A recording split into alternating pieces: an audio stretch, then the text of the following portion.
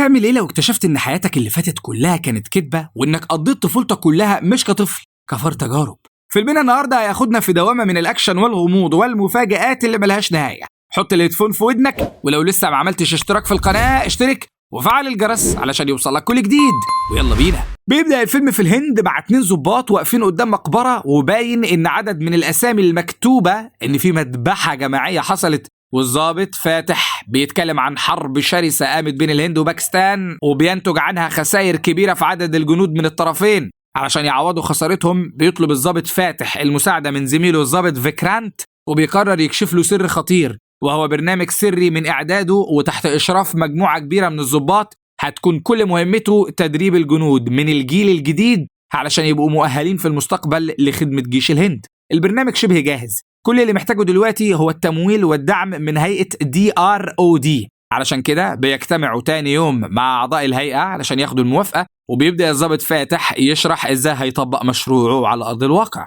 بيبدأ كلامه عن اللحظة اللي بدأ فيها تنفيذ المشروع، وهي لما هجم الإرهابيين على مومباي واحتجزوا 28 عامل من شركة UNGC وهددوا بنسف محطة النفط، وعلشان كده بيجهز جيش ألفا نفسه للتدخل. جيش ألفا ده عبارة عن جنود من الجيل الجديد بيتم حقنهم بمصل ألفا. طب ايه أهمية المصل ده؟ فيتامين مثلا؟ لا، ده مصل من اختراع دكتور فيرجس عمله علشان يزودوا قوة أجهزة الجسم بشكل عام، من قلب ورئتين وعضلات وغيرها، بحيث يقدر جندي ألفا ده إن هو يحبس نفسه لمدة 9 دقايق كاملين تحت المية ومن غير اسطوانة أكسجين. مش بس كده، المصل من أهم وظائفه رفع كفاءة ودقة الحواس ال5 وتطوير وتحسين سرعة رد الفعل. وده بيظهر لما بيسأل عضو في لجنة التقييم عن إزاي بيقدر جنود ألفا إنهم يقاتلوا في الضلمة، فبيجاوب بمثال بسيط إن الشخص الكفيف إزاي بيقدر يمشي ساعات من غير مرافق.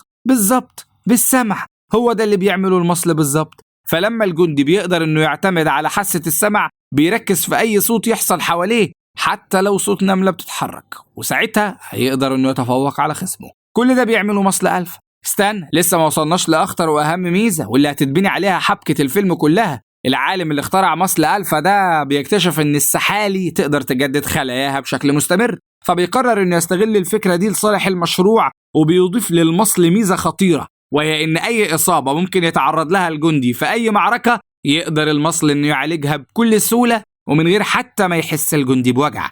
بس الميزة دي مش كل الإصابات، أي إصابة في الدماغ يتعرض لها الجندي هتكون كفيلة إنها تقتله. بيكمل الضابط فاتح كلامه وبيقول إن كل ده هدفه خلق أقوى وأسرع جنود في العالم، جنود ألفا. طب هو المصل كفاية لدخول أي معركة؟ وعلشان كده بعد حقن الجنود بالمصل بيبدأوا التدريبات المكثفة على إيد الضابط فيكرانت، وهو من أحسن ضباط الهند، واللي بالرغم من إنه فقد عين من عينيه في الحرب إلا إن ده ما أثرش على كفاءته. وبعد كل اللي قاله الضابط فاتح بتعترض عضوة في اللجنة لأنه تم تنفيذ المشروع من غير ما حد يرجع لهم، يعني موافقته ما تكون مجرد إجراء شكلي. بس الضابط فاتح بيحرجها وبيقول لها إن البرنامج كان سري جدا وما كانش عايز أي حد يعرف علشان ما تتسربش المعلومة لأعداء الوطن. طبعا بعد قصف الجبهة ده بيوافق أعضاء اللجنة على المشروع وبيوقعوا العقود، وتاني يوم بيروح الضابط فيكرانت مع مراته للدكتورة اللي بتتابع مع مراته الحمل، وأول ما بتشوفهم بتصدمهم إن مراته جاناكي عندها مرض في القلب ورثته من والدتها،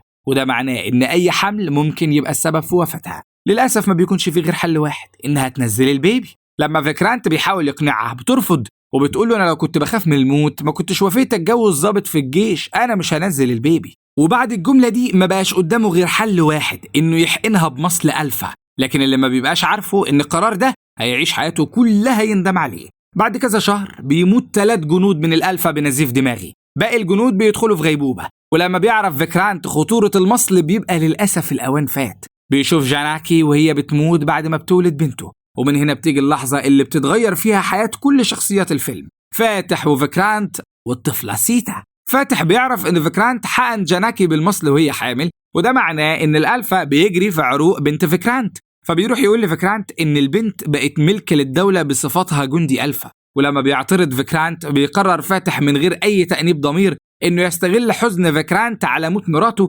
وبيبدل الطفلة سيتا بطفلة تانية ميتة وبياخدها وبيمشي. بعد شهور بيتعرض فاتح لمحاكمة صارمة، وتقديرا لسجل المشرف بيكتفوا إنهم ينزلوا رتبته لمقدم، لكن فاتح بيخرج من المكتب وقلبه مليان حقد وبيقرر إنه يسافر بالطفلة سيتا بعد ما بيفهمها إنه باباها. بتبدأ عملية تدريب الطفلة سيتا علشان تبقى جندية محترفة، أو بمعنى أدق فار تجارب. بيبدأوا يقيسوا ردود أفعالها، قوتها، وكل الحاجات اللي اتكلمنا عنها فوق. وبصراحة البنت بالنسبة لفاتح بتبقى زي الكنز النادر اللي لازم يحافظ عليه، لكن للأسف بينسى تفصيلة صغيرة، وهي إن سيتا مجرد طفلة من حقها تلعب ويبقى عندها عيلة وأصحاب. من أهم الدروس اللي بتتعلمها سيتا من فاتح إن الجنود لازم يلغوا مشاعرهم، يعني ما ينفعش يسمحوا لنفسهم إنهم يتعلقوا بحد أو يتعاطفوا مع حد وإلا يتعرضوا للعقاب.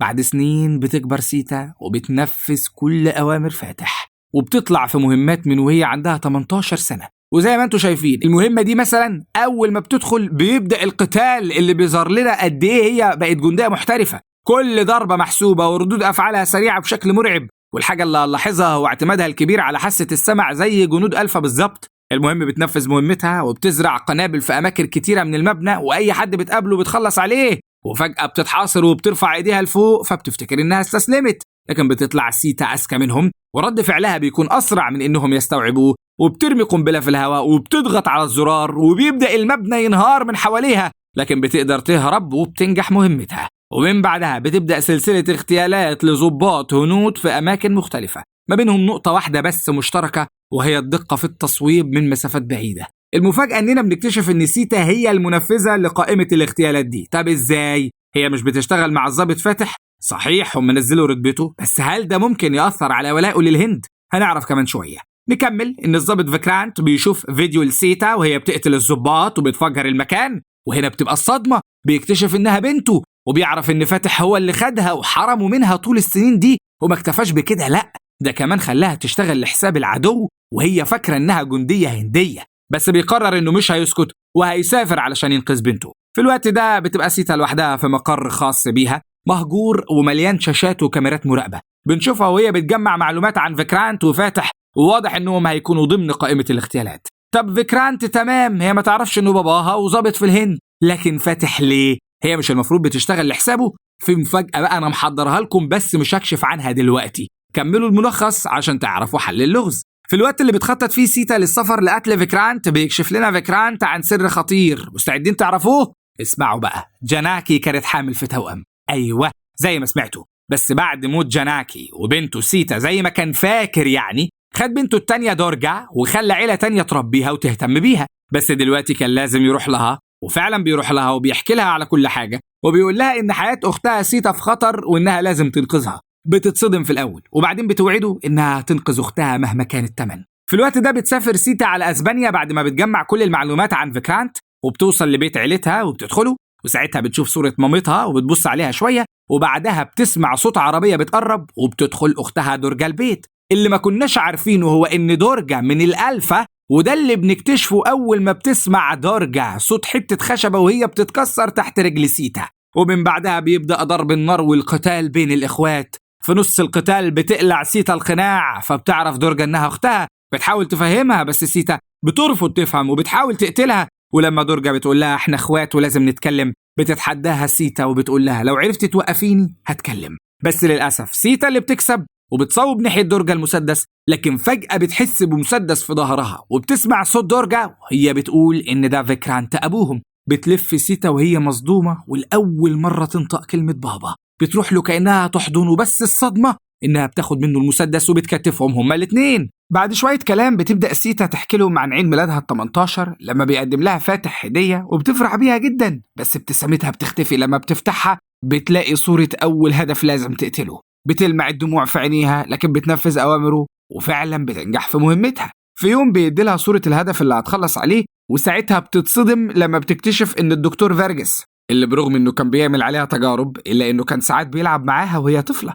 والأول مرة ما بتكونش عاوزة تنفذ أوامر فاتح. بتروح لدكتور فارجس اللي بيبدأ يحكي لها الحكاية، وركزوا معايا بقى عشان موت الجنود المتطوعين ما بيوقفش فاتح، بالعكس بيبدأ يجرب المصل على المدنيين، وللأسف بيشوفهم بيموتوا قدامه واحد ورا التاني كل يوم من غير أي تأنيب ضمير. كل جندي ألفا بيموت ما عدا شخص واحد، سيتا. وعلشان كده بيقترح فاتح إنهم يسحبوا المصل من دماغها، وبيبان ساعتها إنه مش فارق معاه إنها ممكن تموت لو ده حصل. لما بتسمع كده بتعيط لأنها بتكتشف إنها مش مهمة عند باباها. وهنا بتيجي الصدمة التانية لسيتا لما بيقول لها دكتور فيرجس إن فيكرانت مش باباها وإنه شخص خاين للوطن وإنه كان مجندها لمصلحة العدو، وبيقول لها دوري على فيكرانت كاول هو عنده باقي الحكاية. وللأسف بعدها بيموت قدام عينيها برصاص حد من رجالة فاتح. بعد ما بتخلص سيتا كلامها بتفكهم وبتتحرك ناحية الباب، فبيمسكها فيكرانت وبيحاول يمنعها وبيقول لها أنا خسرت بنتي مرة ومش عاوز أخسرها تاني. فبتقول له ببرود أنت عندك بنت فعلا وهي دارجة،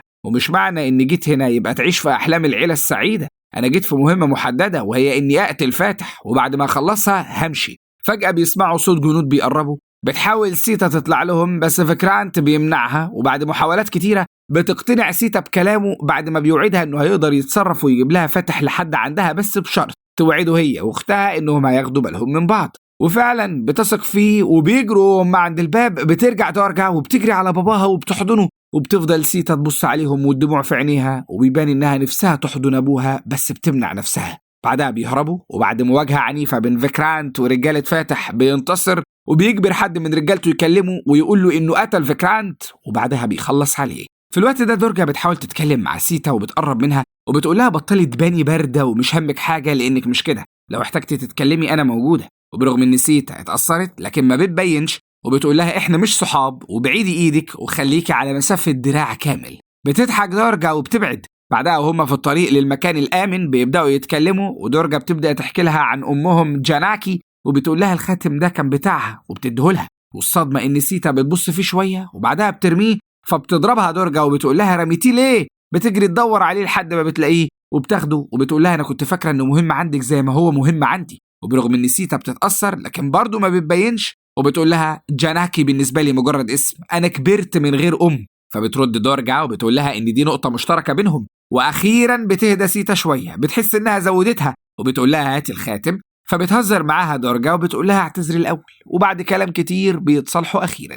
في الوقت ده بتبدأ المواجهة بين فيكرانت وفاتح. للأسف فاتح بينتصر وبيعرف مكان سيتا اللي بتروح ساعتها هي واختها عند الراهب باباهم بعتهم ليه وبيستخبوا عنده. وفجأة بيقتحم جنود مسلحين المكان، وساعتها بنكتشف إنه مش مجرد راهب، ده عضو في فريق فيكرانت. بيبدأ القتال وساعتها دارجة بتتصاب وسيتا وبتنقذها وبيهربوا. لما بيوصلوا المكان تاني يستخبوا فيه بيرن تليفون سيتا وبتكتشف إن فاتح خطف أبوها فيكرانت وبيهددها إنه يقتلوه لو ما جاتش لحد عنده. فبتقرر تنقذه، ولما دارجة بتعرف بتبقى عاوزة تيجي معاها بس سيتا بترفض وبتسيبها لوحدها. بعدها بتوعدها إنها هترجعه عايش. بتوصل سيتا للمكان وللأسف بتدوس على لغم من اللي موجودين على الأرض وما بتعرفش تتحرك. بعدين بيظهر فاتح وبيبدأ يحكي لها عن أول جندي باكستاني قتله، والصدمة لما بيقول عارفين مين أول جندي باكستاني قتلته؟